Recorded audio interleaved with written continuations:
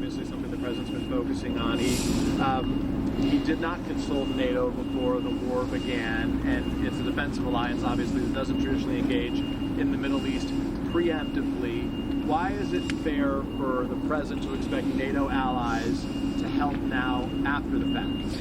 NATO allies benefit far more from the reopening of the Strait of Hormuz than the United States does. As you know, thanks to this president's energy agenda, we are a net exporter of oil. We have enough resources here at home for our people, and that's a good thing, thanks to President Trump. The Strait opening is obviously good for America because it will stabilize the global oil industry. It will bring prices down again, but it greatly benefits Europe and our allies in NATO, and the president wants to see them do more. Look, I think you guys know this. One of the president's guiding principles is fairness, and he's long called out NATO for being what he believes sometimes an unfair alliance for the American taxpayer and our American military.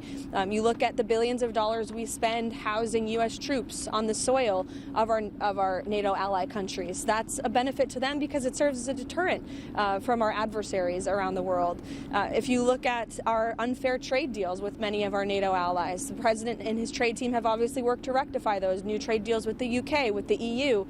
The president wants all of our alliances to be fair for the American people, for the American taxpayer, and I think he's right to call on them to step up and do more in this time. Follow-up. I'll ask one other question and leave that to others, which is very simply, can the president declare this war effort a success if the U.S. does not retrieve Iran's nuclear fuel?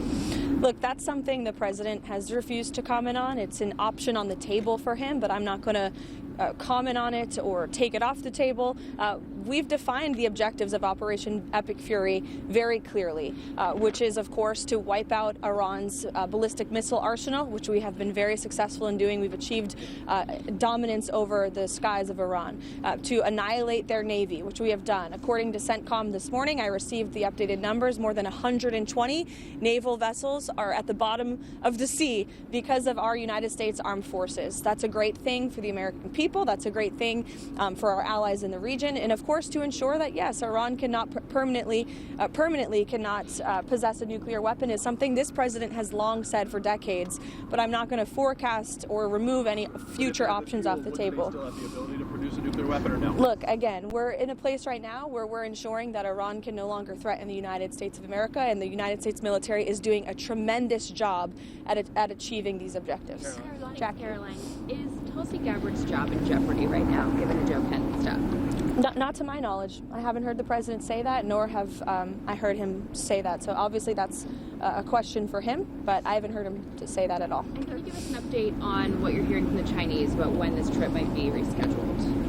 We're working with them. They have agreed to postpone the trip. I think they understand the president's rationale for doing so. But again, we're working on those dates. The president has some things here at home in May that he has to attend to, and I'm sure President Xi is a very busy man as well. So we'll get the dates on the books as soon as we can, and we'll keep all of you posted. Karoline, given that the allies seem to have rebuffed the president's request for help, and now he says he no longer needs their help, what is the plan to reopen the Strait of Hormuz quickly? The president is going to continue to talk to our allies both in Europe and also in the Gulf and Arab region. The United States military has a lot of capabilities, as you have seen play out over the last 18 days. They still do have tricks up their sleeve. I won't broadcast them for the media, but rest assured there is a plan. They're working on it. We have seen some progress with respect to that, but of course the president, again, continues to call on our allies to step up and do more. Nancy. Karoline, a couple of questions on Joe Kent. The White House was warned last year when the president nominated Kent that he had a history of embracing conspiracy theories, that he had some ties to white nationalists. Given that, why did the president nominate him to the position in the first place? The president spoke on this a little bit yesterday in the Oval Office. He said he always thought Joe Kent was a good guy, obviously has a commendable military record and experience. However, he was not someone who was involved in the presidential daily brief, part of the president's intelligence briefings over the last several months. Have not seen him here at the White House for quite some time, and the president feels it's deeply disappointing that after the president gave him an opportunity in this administration to serve the American people, that he would resign with a letter filled with falsehoods, accusing the president of the United States by being controlled by a foreign country. That's both insulting and laughable all at the same time. The president is the leader of the most powerful country and military in the world. Nobody tells him what to do.